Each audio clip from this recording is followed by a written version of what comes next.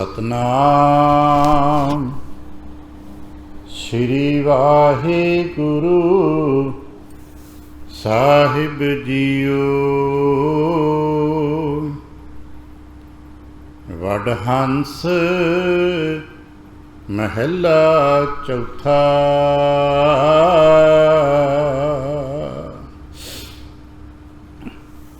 ਕੜਿਆਲ ਮੁਖੇ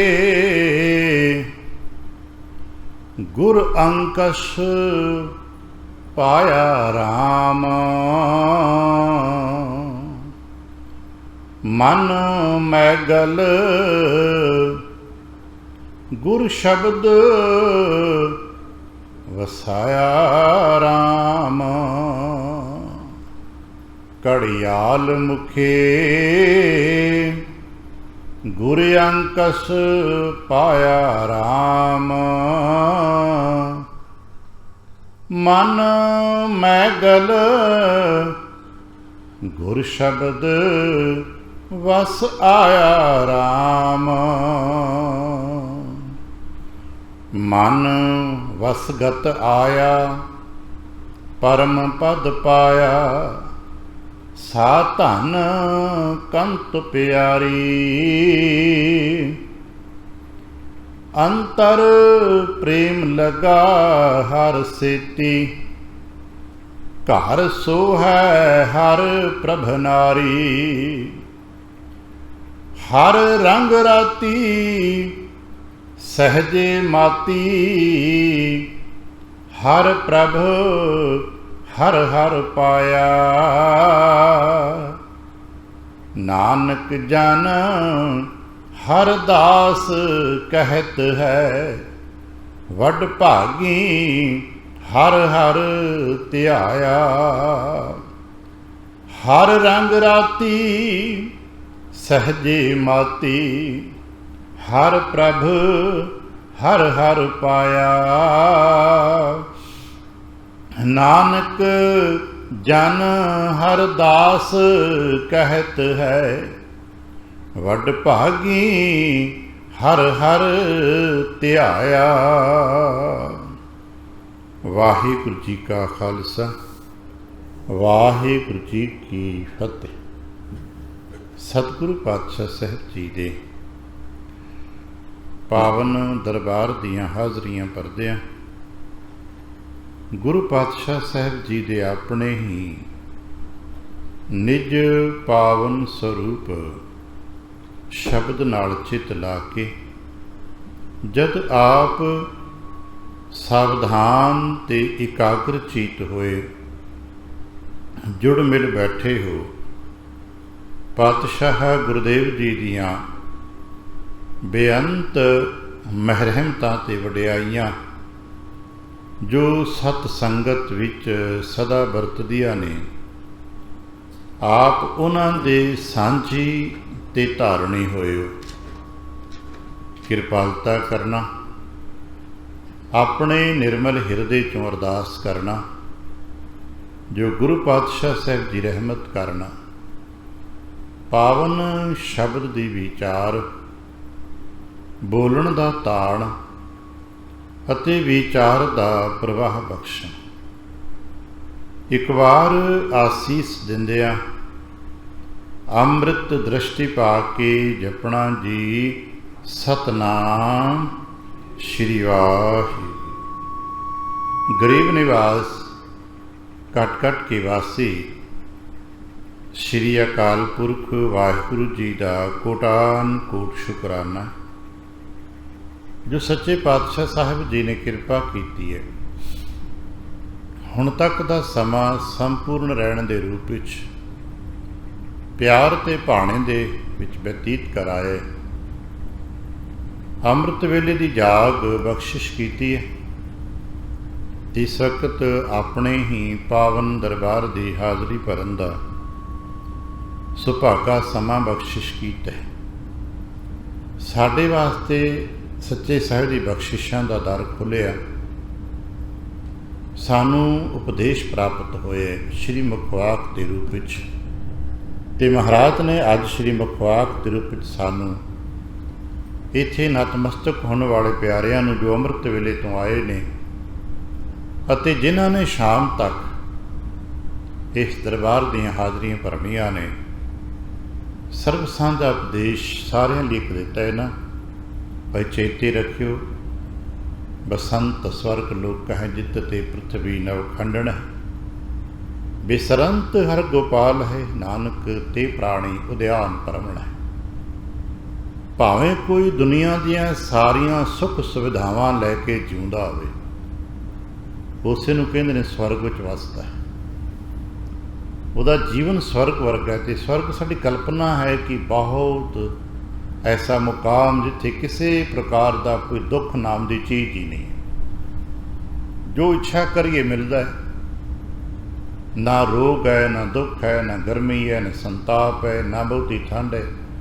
ਇੱਕ ਜਿਹੋ ਜਿਹੀ ਮਨੁੱਖ ਦੀ ਖੁਆਇਸ਼ ਹੁੰਦੀ, ਆਨੰਦ ਹੋ ਜਿਹਾ ਹੈ। ਮੰਨ ਲਓ ਕੋਈ ਸਵਰਗ ਦੇ ਵਿੱਚ ਵੀ ਰਹਿੰਦਾ ਹੋਵੇ, ਸਾਰੀ ਧਰਤੀ ਦਾ ਜੇਤੂ ਬਾਦਸ਼ਾਹ ਵੀ ਕਿਉਂ ਨਾ ਹੋ ਜਾਏ, ਹਾਲਾਂਕਿ ਇਹ ਹੋਇਆ ਕਦੇ ਨਹੀਂ ਅੱਜ ਤੱਕ ਵੀ ਸਾਰੀ ਧਰਤੀ ਕਿਸੇ ਇੱਕ ਬੰਦੇ ਨੇ ਜਿੱਤ ਲਈ ਹੋਵੇ, ਪਰ ਫਿਰ ਵੀ ਮਹਾਰਾਜ ਕਹਿੰਦੇ ਕਿ ਜੈਸਾ ਸੰਭਵ ਹੋ ਜਾਏ, ਪਰ ਚੇਤਨਾ ਬਿਸਰੰਤ ਹਰ ਗੋਪਾਲ ਹੈ। ਇਤਨਾ ਵੱਡਾ ਹੋ ਕੇ ਵੀ ਜੇ ਰੱਬ ਨੂੰ ਭੁੱਲ ਜਾਏ ਤੇ ਸਮਝ ਲਓ ਜੀਵਨ ਖਤਮ। ਬਿਸਰੰਤ ਹਰ ਗੋਪਾਲੇ ਨਾਨਕ ਤੇ ਪ੍ਰਾਣੀ ਉਦਿਆਨ ਪਰਮਣ। ਉਹਦੀ ਹਾਲਤ ਇੱਦਾਂ ਦੀ ਹੈ ਜਿੱਦਾਂ ਕੋਈ ਜੀ ਰਾਹ ਭੁੱਲ ਜਾਏ, ਭਟਕ ਜਾਏ ਤੇ ਉਜਾੜਾਂ 'ਚ ਜਾ ਵੜੇ, ਜਿੱਥੇ ਦੂਰ ਦੂਰ ਤੱਕ ਬੰਦਾ ਪਰਿੰਦਾ ਨਹੀਂ, ਤੇ ਉੱਥੇ ਪਾਣੀ ਨਹੀਂ, ਟਾਹਣੀ ਨਹੀਂ, ਰੋਟੀ ਨਹੀਂ, ਆਸਰਾ ਨਹੀਂ, ਸਹਾਰਾ ਨਹੀਂ, ਦੁੱਖ ਹੈ, ਡਰ ਹੈ, ਉੱਥੇ ਫਸ ਜੇ ਬੰਦਾ। ਇੱਧਰ ਆਪਣੇ ਆਪ ਨੂੰ ਕਦੇ ਪਿਰਾਜਾ ਹੈ, ਪਰ ਉਹਦੀ ਮਨੋਦਸ਼ਾ ਕੈਸੀ ਹੁੰਦੀ ਹੈ। ਪਰਮੇਸ਼ਰ ਤੋਂ ਭੁੱਲੇ ਹੋਏ ਵਿਅਕਤੀਆਂ ਦੀ ਹਾਲਾਤ ਵੀ ਸੰਸਾਰ ਦੇ ਵਿੱਚ ਰਹਿੰਦਿਆਂ ਹੋਇਆਂ ਵੀ ਐਸੀ ਹੋ ਜਾਂਦੀ ਹੈ। ਇਹ ਠੀਕ ਹੈ ਕਿ ਕੁਝ ਸਮਾਂ ਉਹਦਾ ਬਲ, ਉਹਦੀ ਤਾਕਤ ਲੱਗਦਾ ਹੈ ਕਿ ਅਸੀਂ ਬਹੁਤ ਕੁਝ ਕਰ ਲਿਆ, ਪਰ ਜਿਉਂ-ਜਿਉਂ ਸਮੇਂ ਦੇ ਮੁਤਾਬਕ ਫਿਰ ਬਲ ਘਟਦਾ ਹੈ, ਛੀਣ ਹੁੰਦਾ ਹੈ, ਤੇ ਐਸੇ ਜੀਆਂ ਦਾ ਫਿਰ ਜੀਵਨ ਘਰ ਵਿੱਚ ਰਹਿੰਦੇ ਹੋਏ ਵੀ ਇਕੱਲੇ ਰਹਿ ਜਾਂਦੇ ਨੇ, ਸਮਾਜ ਵਿੱਚ ਰਹਿੰਦੇ ਹੋਏ ਵੀ ਇਕੱਲੇ ਰਹਿ ਜਾਂਦੇ ਨੇ। ਆਖਿਰ ਉਹਨਾਂ ਦੇ ਨੇੜੇ ਤੇੜੇ ਕੋਈ ਨਹੀਂ ਟੁੱਕਦਾ। ਗੁਰਦੇਵ ਕਿਰਪਾ ਕਰਨ ਅਸੀਂ ਇਹਨਾਂ ਬੁਰਾਈਆਂ ਤੋਂ ਬਚ ਸਕੀਏ। ਇਹ ਉਪਦੇਸ਼ ਸਾਡੇ ਵਾਸਤੇ, ਇਹਨਾਂ ਮੁਕਾਮਾਂ ਨੂੰ ਅਸੀਂ ਕਿਵੇਂ ਹਾਸਲ ਕਰਨਾ ਹੈ ਤਾਂ ਕਿ ਅਸੀਂ ਇਹੋ ਜਿਹੀ ਰੱਬ ਨੂੰ ਨਾ ਭੁੱਲੀਏ, ਬੁਰਾਈਆਂ ਤੋਂ ਬਚੀਏ। ਅਤੇ ਮਹਾਰਾਜ ਕਹਿਣ ਲੱਗੇ ਫਿਰ ਉਹਦੇ ਵਾਸਤੇ ਤੇ ਇੱਕ ਜੀਵਨ ਸੰਜਮ ਚਾਹੀਦਾ, ਕੰਟਰੋਲ ਚਾਹੀਦਾ। ਕਿਹੋ ਜਿਹਾ ਕੰਟਰੋਲ ਹੋਣਾ ਚਾਹੀਦਾ? ਅਸੀਂ ਅਲੱਗ-ਅਲੱਗ ਪੈਮਾਨੇ ਦਿੱਤੇ ਹੋਣਗੇ ਵੀ ਦੇਖੋ ਜੀ ਇੱਦਾਂ ਦਾ ਕੰਟਰੋਲ ਚਾਹੀਦਾ ਹੈ, ਇੱਦਾਂ ਦਾ ਕੰਟਰੋਲ ਚਾਹੀਦਾ ਹੈ।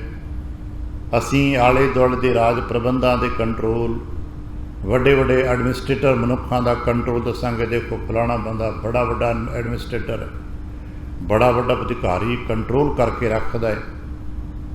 ਪਰ ਮਹਾਰਾਜ ਨੇ ਜੋ ਕੰਟਰੋਲ ਦੀ ਕਹਾਣੀ ਸਾਨੂੰ ਦਿੱਤੀ ਹੈ, ਉਹ ਦੁਨੀਆ ਦੇ ਸਾਰੇ ਕੰਟਰੋਲਰਾਂ ਤੋਂ ਵੱਡੀ ਅਤੇ ਵੱਖਰੀ ਹੈ। ਚੱਲਦੀ ਹੋਈ ਸ਼ਬਦ ਗਾਥਾ ਦੇ ਵਿੱਚ ਜੋ ਰੂਪਕ ਦੇ ਵੀ ਸਾਨੂੰ ਪ੍ਰਾਪਤੀਆਂ ਹੋ ਰਹੀਆਂ ਨੇ, ਸਭ ਜਾਣਦੇ ਅਸੀਂ ਪਿਛਲੇ ਕੁਝ ਦਿਨਾਂ ਤੋਂ ਸਾਨੂੰ ਪ੍ਰਾਪਤ ਹੋ ਰਹੇ ਕਿ ਘੋੜੇ ਦਾ ਜੋ ਰੂਪਕ ਹੈ, ਆਮ ਤੌਰ 'ਤੇ ਪਿੰਡਾਂ 'ਚ ਘਰਾਂ 'ਚ ਲੋਕਾਂ ਕੋਲ ਘੋੜੀਆਂ ਹੁੰਦੀਆਂ ਸਨ ਆਪਣੇ ਸਫ਼ਰ ਵਾਸਤੇ, ਅਤੇ ਮਹਾਰਾਜ ਨੇ ਉਸੇ ਰੂਪਕ ਨੂੰ ਸਾਡੇ ਨਾਲ ਸਾਂਝਾ ਕੀਤਾ ਕਿ ਭਾਈ ਜਿਵੇਂ ਸਫ਼ਰ 'ਤੇ ਜਾਣ ਵਾਲਾ ਵਿਅਕਤੀ ਆਪਣੇ ਘੋੜੇ ਨੂੰ ਸ਼ਿੰਗਾਰਦਾ ਹੈ, ਕਾਠੀ ਪਾਉਂਦਾ ਹੈ, ਦਾਣਾ ਫੱਕਾ ਦਿੰਦਾ ਹੈ, ਲਗਾਮ ਵੀ 'ਤੇ ਪਾ ਕੇ ਰੱਖਦਾ, ਨਿਰੀ ਕਾਠੀ ਨਹੀਂ ਪਾਉਂਦਾ, ਨਿਰੇ ਦਾਣੇ ਨਹੀਂ ਪਾਉਂਦਾ, ਉਹਨੂੰ ਲਗਾਮ ਵੀ ਪਾਉਂਦਾ ਹੈ। ਕਲਪਨਾ ਕਰਨਾ ਕਿਸੇ ਘੋੜੇ 'ਤੇ ਸੁੰਦਰ ਕਾਠੀ ਸੋਨੇ ਵਰਗੀ ਪਾਈ ਹੋਵੇ, ਉੱਤੇ ਨਗ ਮੋਤੀ ਜੜੇ ਹੋਣ, ਵਧੀਆ ਫੁੰਮਣ ਲਮਕੇ ਹੋਣ, ਵਧੀਆ ਖੁਰਾਕ ਪਾਲ ਕੇ ਖਵਾ ਕੇ ਘੋੜਾ ਪਾਲਿਆ ਹੋਵੇ, ਕਿ ਸਵਾਰੀ ਕਰਨ ਦੇਵੇਗਾ? ਹਰਗਿਜ਼ ਨਹੀਂ। ਸਵਾਰੀ 'ਤੇ ਵਰਤਣ ਵਾਸਤੇ ਉਹਨੂੰ ਕੰਟਰੋਲ ਕਰਨਾ ਬੜਾ ਜ਼ਰੂਰੀ, ਕਿਉਂਕਿ ਬਲਸ਼ਾਲੀ ਹੈ, ਉਹ ਪਾਵਰ ਹੈ, ਤਾਕਤ ਹੈ। ਅਤੇ ਉਹਨੂੰ ਕੰਟਰੋਲ ਕਿੱਦਾਂ ਕਰੋਗੇ ਘੋੜੇ ਨੂੰ? ਉਹਦੀ ਇੱਕੋ ਜੁਗਤ ਹੈ, ਲਗਾਮ। ਉਹਦੇ ਮੁੱਖ 'ਚ ਲਗਾਮ ਪਾਈ ਜਾਂਦੀ ਹੈ ਅਤੇ ਲਗਾਮ ਦੇ ਰਾਹੀਂ ਉਹਨੂੰ ਕੰਟਰੋਲ ਕੀਤਾ ਜਾਂਦਾ ਹੈ। ਜਿਹਨੂੰ ਮਹਾਰਾਜ ਜੀ ਨੇ ਸਾਨੂੰ ਦੱਸਿਆ, ਪਿੱਛੇ ਸੀ ਪੜ੍ਹੇ ਸੀ, ਕੜਿਆਲ ਪਾਇਆ।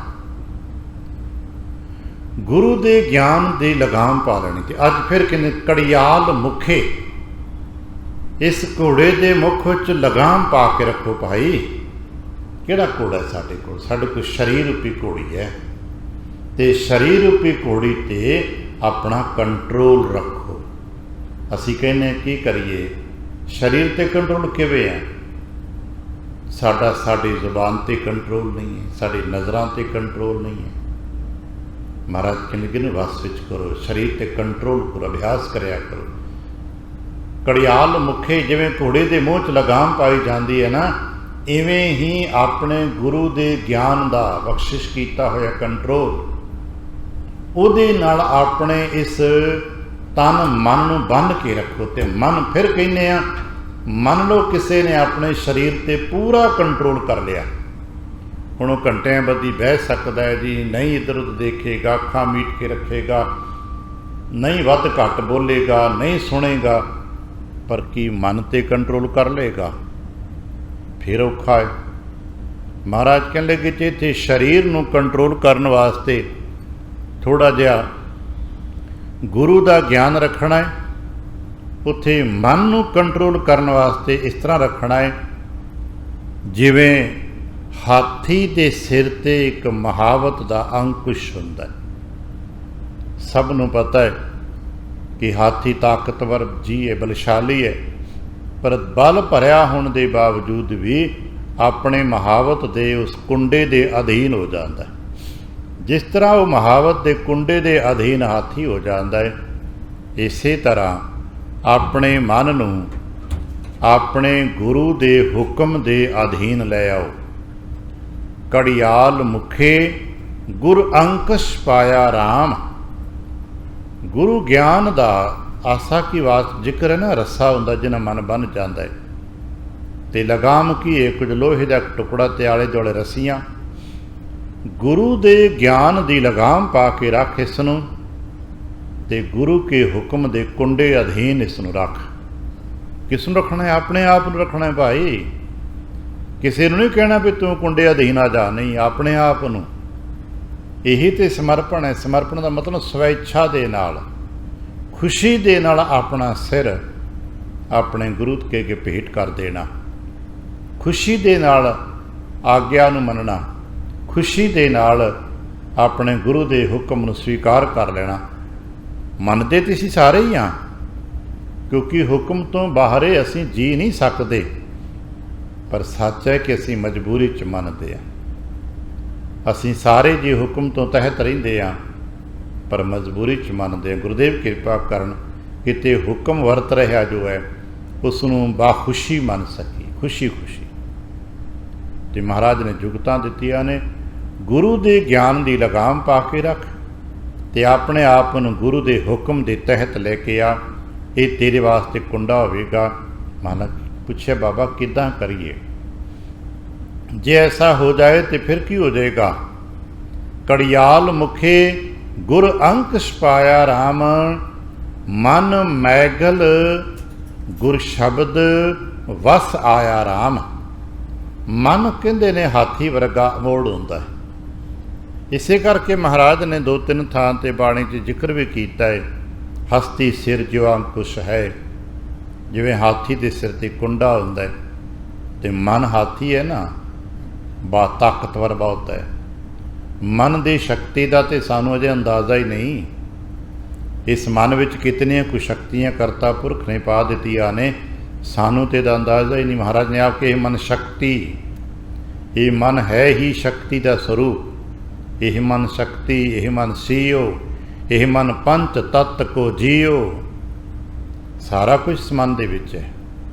ये करता पुरख की रचना का दो वड्डे पक्ष शक्ति ते शिव, ये दोनों मन रूप है।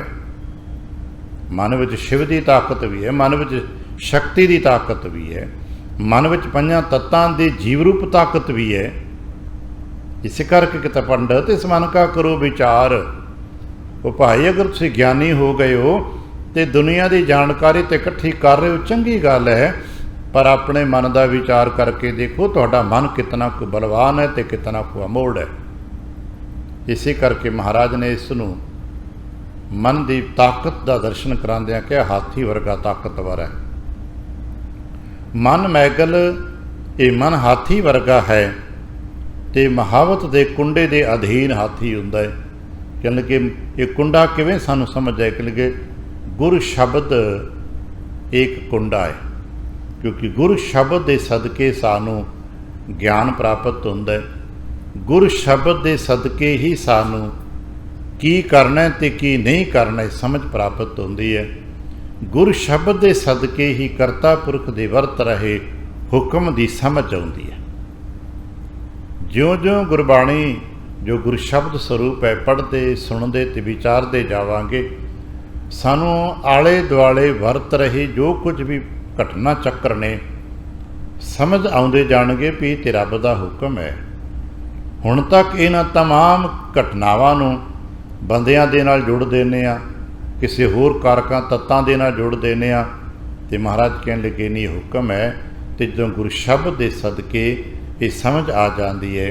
सियाणे मनते ने कि जदों कोई जी टिक के गुर शब्द का अभ्यास करन लग पैंदा है तो गुर शब्द के अभ्यास के सदके ये मन के उत्ते पई हुई विकारां की जो मैल है वो धुलन लग पैंदी है, मन टिकन लग पैंदा है। ज्यों ज्यों मन टिकदा टिकदा निर्मलता नूं प्राप्त करता है त्यों त्यों इसनूं पुराना पंजाबी शब्द सोझी, इस मन नूं सोझी आउण लग पैंदी है।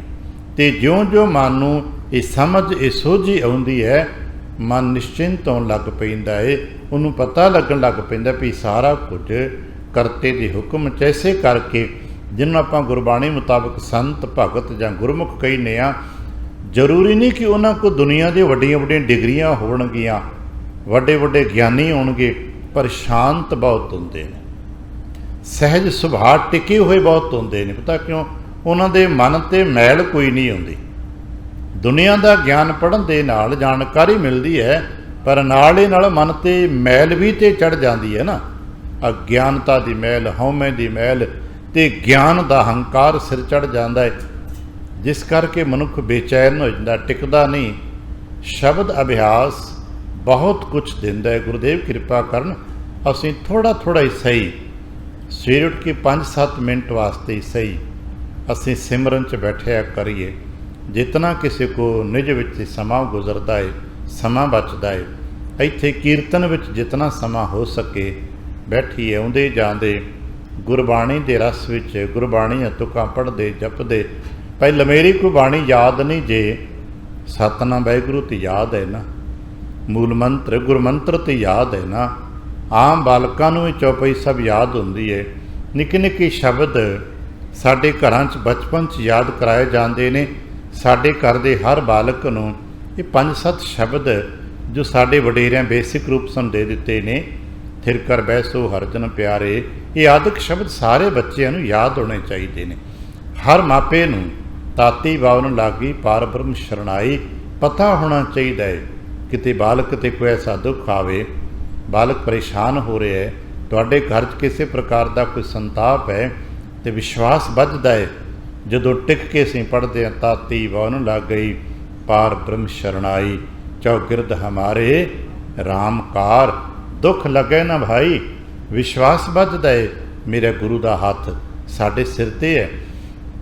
ये सानू हर जी नूं अपने परिवार च जिथों तक संभव हो सके बाणी दे शब्द, बाणी दी तुकां याद करनियां भी ने, कराउणियां भी ने, ते अपने बालकां नूं दस भी देने कि भाई राह पैंडे आउंदे जांदे सफ़र करदे जदों ते तुहानूं लगे ना किते डर जिहा आउंदा, कदे कदे हुंदा ना ओपरा जिहा इलाका होवे, बगाने लोक मिलन ते बच्चा डरदा है, घबराहट पैदा हुंदी, भाई उदों चौपाई शब्द जाप करना शुरू कर दिया करो।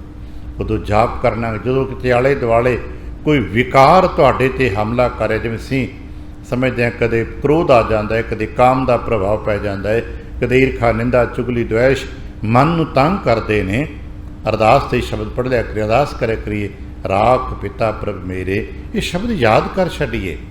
किन्ना कु वक्त लगता है, चलो गुरु कृपा करन करया करी थोड़ा थोड़ा सी 5-5 7-7 मिनट ही सवेरे बह के उस करता पुरख के ध्यान च। हुक्म है मेरे वालों नहीं, महाराज का हुक्म आपने सुनिया होना है, गुर सतगुर का जो सिख आखाए सो भड़ के उठ हर नाम ध्यावै। ਜਿਹੜਾ ਵੀ ਆਪਣੇ ਆਪ ਨੂੰ ਕਹਿੰਦਾ ਜੀ ਮੈਂ ਗੁਰੂ ਕਾ ਸਿੱਖ ਹਾਂ, ਤੇ ਫਿਰ ਜੀ ਪਹਿਲਾ ਨਿਯਮ ਕੀ ਹੈ?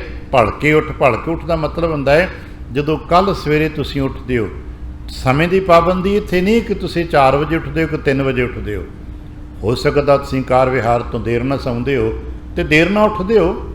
ਅੱਜ ਕੱਲ੍ਹ ਤਾਂ 24 ਘੰਟੇ ਕਾਰ ਵਿਹਾਰ ਚੱਲਦੇ ਨੇ, 24 ਘੰਟੇ ਸ਼ਿਫਟਾਂ ਲੋਕਾਂ ਦੀ ਚਲੀ ਜਾਂਦੀਆਂ ਨੇ। ਇਸ ਕਰਕੇ ਜਦੋਂ ਤੁਸੀਂ ਕੱਲ੍ਹ ਦੀ ਤਾਰੀਖ ਵਾਸਤੇ ਉੱਠਦੇ ਹੋ, ਆਪਣੇ ਕਾਰ ਵਿਹਾਰ ਵਾਸਤੇ ਉੱਠਣਾ ਹੈ, ਉੱਠਦਿਆਂ ਪਹਿਲਾ ਕੰਮ ਗੋਬਿੰਦ ਦੀ ਆਰਾਧਨਾ ਕਰਨੀ ਹੈ।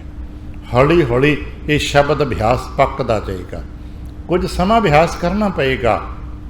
ਆਉਂਦੇ ਜਾਂਦੇ 10-20 ਕਦਮ ਘਰ ਤੋਂ ਚੱਲ ਕੇ ਤੱਕ ਆਈਦਾ ਹੈ ਨਾ, ਇਹ ਅਭਿਆਸ ਕਰਿਆ ਕਰੀਏ। ਆ ਬਚਪਨ 'ਚ ਵੇਖਿਆ ਹੋਣਾ ਜਿਹਨਾਂ ਆਰਮਸ ਕੰਮ ਕੀਤੇ ਨੇ, ਸ਼ਾਇਦ ਸਾਰਿਆਂ ਨੂੰ ਬਚਪਨ 'ਚ ਪੀਟੀਆਂ ਕਰਾਈਆਂ ਜਾਂਦੀਆਂ ਨੇ, ਲੈਫਟ ਰਾਈਟ ਸੱਜਾ ਖੱਬਾ ਕਦਮ ਦਿਖਾਇਆ ਜਾਂਦਾ, ਕਰਾਇਆ ਜਾਂਦਾ ਹੈ। ਅਤੇ ਭਾਈ ਇੱਦਾਂ ਆਪਾਂ ਅਭਿਆਸ ਕਰੀਏ। ਇੱਕ ਕਦਮ ਅੱਗੇ ਧਰਿਆ ਅਤੇ ਸਤਨਾਮ, ਦੂਜਾ ਪੈਰ ਧਰਿਆ ਅਤੇ ਵਾਹਿਗੁਰੂ, ਸਤਨਾਮ ਵਾਹਿਗੁਰੂ, ਸਤਨਾਮ ਵਾਹਿਗੁਰੂ। ਦਿਹਾੜੀ 'ਚ 100 ਕਦਮ 'ਤੇ ਤੁਰਦੇ ਹੀ ਹੋ ਨਾ, ਅਤੇ ਸੁੱਤੇ ਸੇ ਦੀ 100 ਵਾਰ ਸਤਨਾਮ ਵਾਹਿਗੁਰੂ ਹੋ ਗਿਆ। ਦਿਹਾੜੀ 'ਚ 1000 ਕਦਮ ਤੁਰਦੇ ਹੋ, ਸੁੱਤੇ ਸੇ ਦੀ 1000 ਵਾਰ ਸਤਨਾਮ ਵਾਹਿਗੁਰੂ ਜਾਪ ਹੋ ਗਿਆ। ਉਂਝ ਬਹਿ ਕੇ ਕਰੋਗੇ ਤੇ ਕਹੋਗੇ 1 ਮਾਲਾ 10 ਮਾਲਾ ਗਿਣਤੀ ਕਰੋਗੇ, ਹੰਕਾਰ ਜਿਹਾ ਵਧਣ ਲੱਗ ਪਏਗਾ। ਭਾਈ ਸੈਰ ਕਰਨ ਜਾਂਦੇ ਹੋ, 1000 ਕਦਮ ਤੁਰ ਕੇ ਆਉਂਦੇ ਹੋ, 1000 ਵਾਰ ਵਾਹਿਗੁਰੂ ਜਪ ਲਿਆ ਜੀ। ਇਸੇ ਤਰ੍ਹਾਂ ਅਣਗਿਣਤ ਵਾਰ ਜਪਿਆ ਜਾਏਗਾ। ਪਰ ਕਦੋਂ? ਜਦੋਂ ਕੁਝ ਦਿਨ, ਲਗਭਗ ਹਫ਼ਤਾ ਕੁ ਨਿਰੰਤਰ ਚੇਤਨਾ ਦੇ ਨਾਲ ਇਹ ਅਭਿਆਸ ਪਕਾਉਣਾ ਕਿ ਜਦੋਂ ਵੀ ਤੁਰਨਾ ਹੈ, ਇੱਕ ਕਦਮ ਅਗਲਾ ਪੈਰ ਖਿਰਖਿਆ, ਮੰਨ ਲਓ ਤੁਸੀਂ ਸੱਜਾ ਪੈਰ ਅੱਗੇ ਰੱਖ ਦਿਓ, ਸਤਨਾਮ, ਅਗਲਾ ਦੂਜਾ ਪੈਰ ਜਾਂਦਾ ਹੈ ਵਾਹਿਗੁਰੂ, ਸਤਨਾਮ ਵਾਹਿਗੁਰੂ, ਸਤਨਾਮ ਵਾਹਿਗੁਰੂ, ਸਤਨਾਮ ਵਾਹਿਗੁਰੂ। ਸੁਣਿਆ ਅਸੀਂ ਆਪਣੇ ਵਡੇਰਿਆਂ ਤੋਂ, ਬਾਬਾ ਅਤਰ ਸਿੰਘ ਜੀ ਮਸਤੂਆਣਾ ਸਾਹਿਬ ਵਾਲੇ, ਸਤਨਾਮ ਵਾਹਿਗੁਰੂ ਦਾ ਅਭਿਆਸ ਜਾਪ ਕਰਦੇ ਪੈਦਲ ਹੀ ਹਜ਼ੂਰ ਸਾਹਿਬ ਤੱਕ ਚਲੇ ਜਾਂਦੇ ਸਨ। ਉਦੋਂ ਕਿਹੜੇ ਜਹਾਜ਼ ਚੱਲਦੇ ਸਨ, ਅਤੇ ਬਾਬਾ ਜੀ ਨੇ ਪੈਦਲ ਹੀ ਤੁਰਨਾ।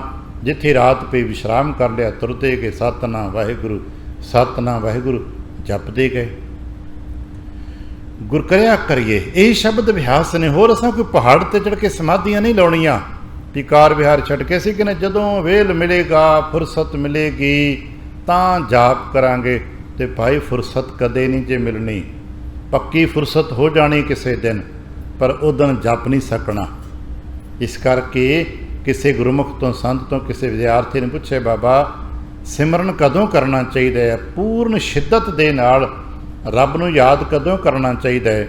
ਤਾਂ ਉਹਨੇ ਇੱਕ ਤੁਕ ਪੜ੍ਹ ਦਿੱਤੀ, ਕਹਿਣ ਲੱਗੇ ਅੰਤਕਾਲ ਜੋ ਨਾਰਾਇਣ ਸਿਮਰੈ, ਅੰਤਕਾਲ ਵਾਲੇ ਪ੍ਰਮਾਤਮਾ ਦਾ ਸਿਮਰਨ ਕਰਨਾ ਚਾਹੀਦਾ ਹੈ। ਅਤੇ ਕਹਿਣ ਲੱਗਾ ਬਾਬਾ ਕਿਵੇਂ ਪਤਾ ਲੱਗੇ ਵੀ ਅੰਤਕਾਲ ਕਦੋਂ ਆਉਣਾ?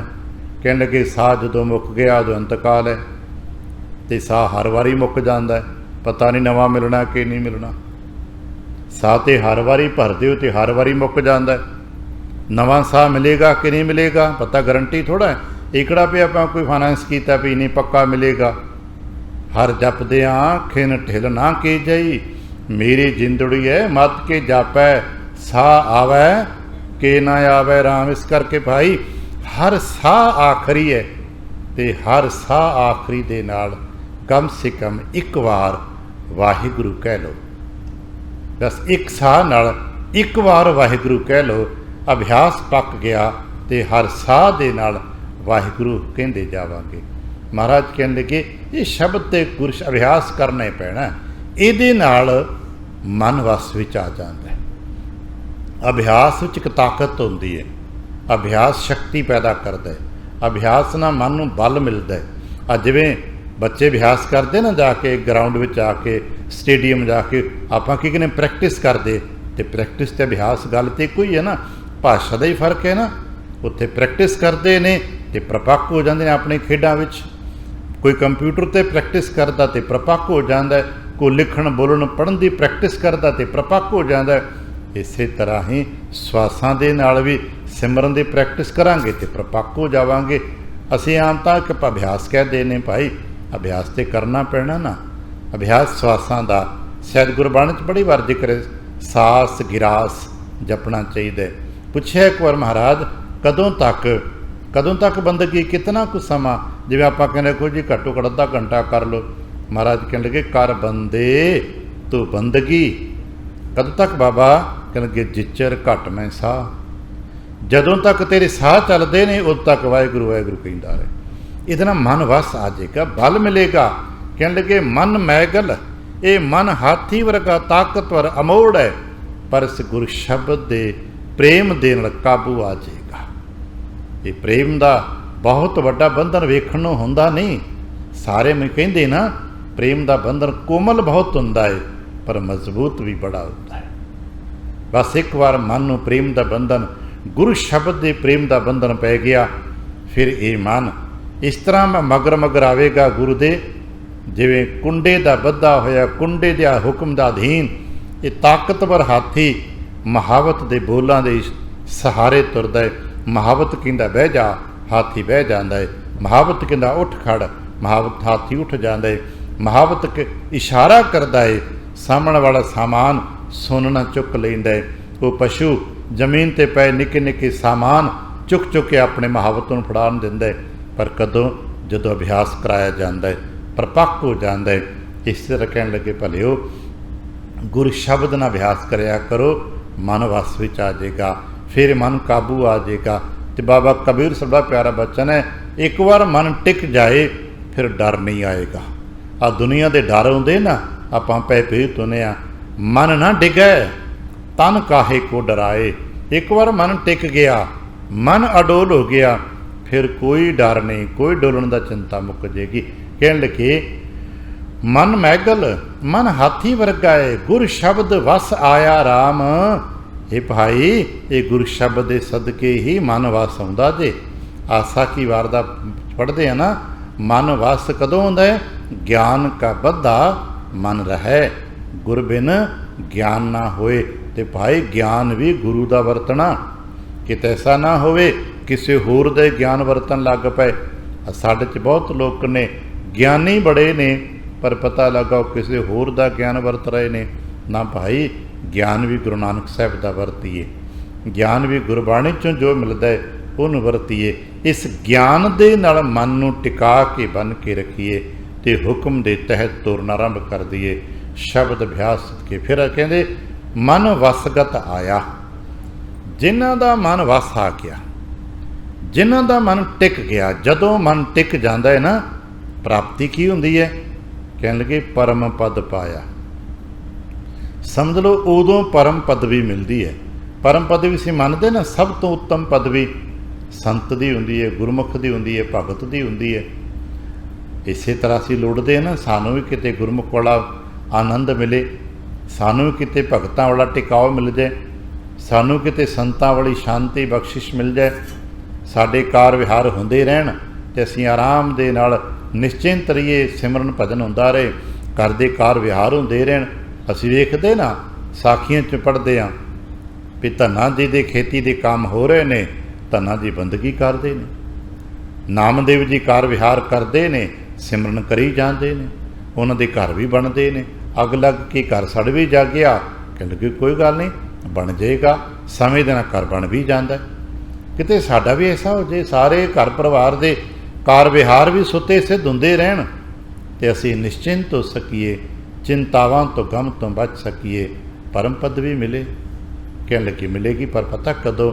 ਜਦੋਂ ਮਨ ਟਿਕਾ ਲਓਗੇ। ਅਤੇ ਚੇਤਾ ਰੱਖਣਾ, ਮਨ ਟਿਕਾਉਣ ਵਾਸਤੇ ਅਭਿਆਸ ਅਸਾਂ ਕਰਨਾ ਹੈ, ਕਿਰਪਾ ਸਾਹਿਬ ਨੇ ਕਰਨੀ ਹੈ।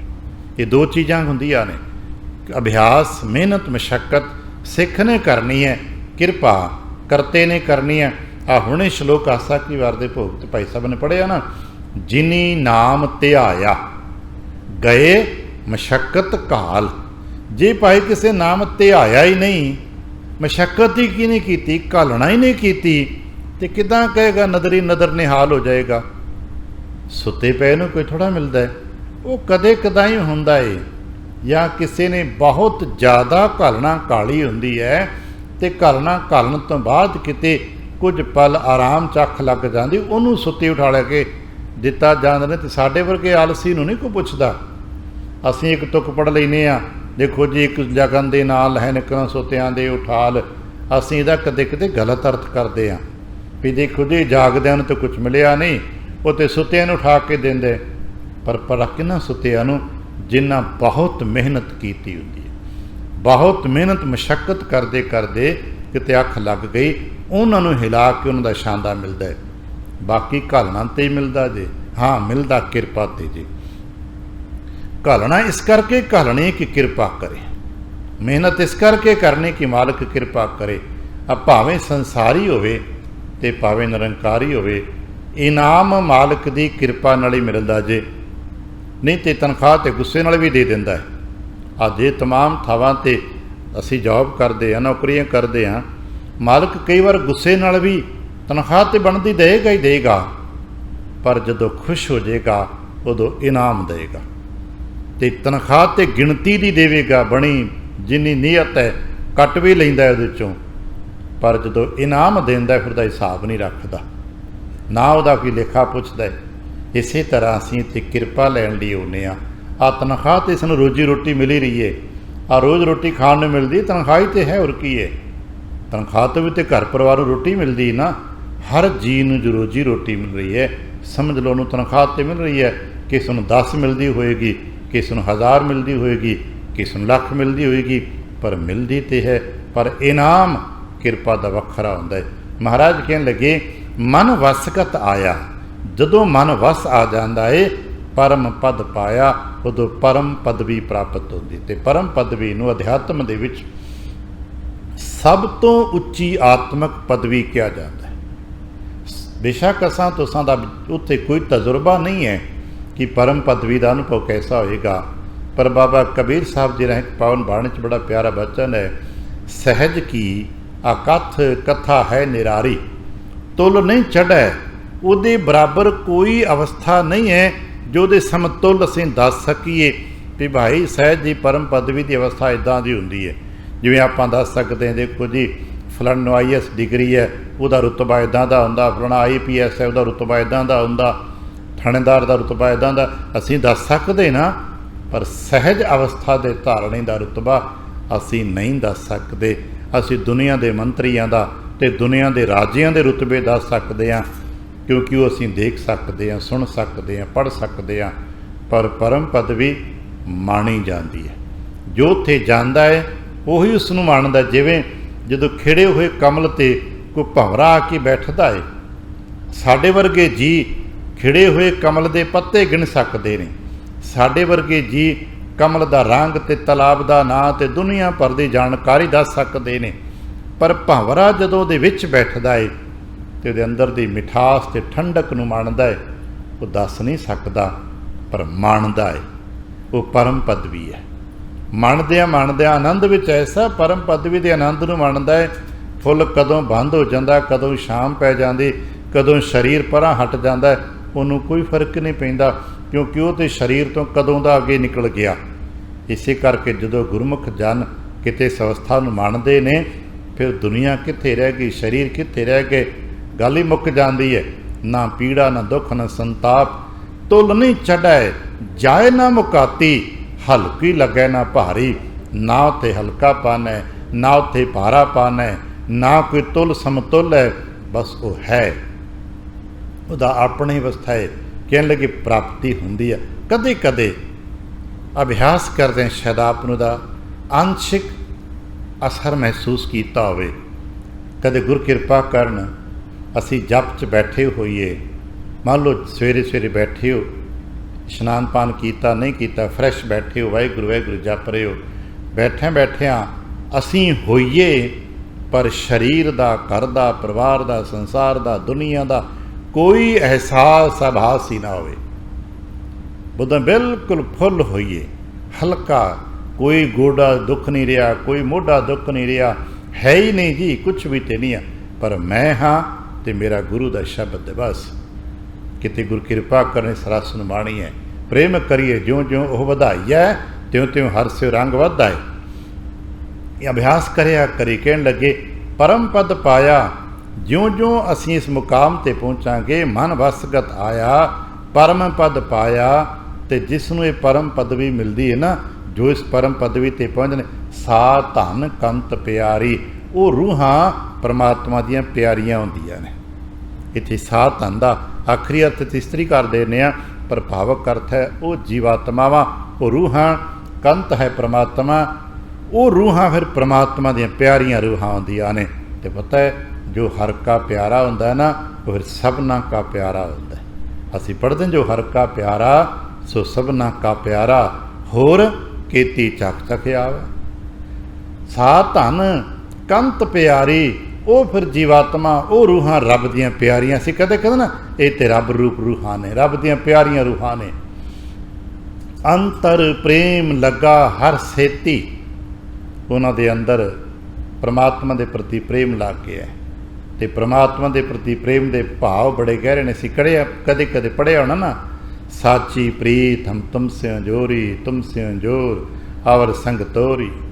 ਮਹਾਰਾਜ ਜੇਕਰ ਤੇਰੇ ਨਾਲ ਪ੍ਰੇਮ ਦਾ ਸੰਬੰਧ ਹੋ ਗਿਆ, ਦੁਨੀਆ ਦੇ ਸਭ ਸੰਬੰਧ ਟੁੱਟ ਗਏ। ਇਹ ਨਹੀਂ ਕਿ ਉਹਨਾਂ ਭਗਤਾਂ ਨੇ ਘਰ ਪਰਿਵਾਰ ਦੇ ਰਿਸ਼ਤੇ ਤੋੜਤੇ ਨੇ, ਇਹ ਨਹੀਂ ਕਿ ਉਹਨਾਂ ਮਾਤਾ ਪਿਤਾ ਭੈਣ ਭਰਾ ਧੀਆਂ ਪੁੱਤਰਾਂ ਦੇ ਰਿਸ਼ਤੇ ਤੋੜਤੇ, ਨਹੀਂ।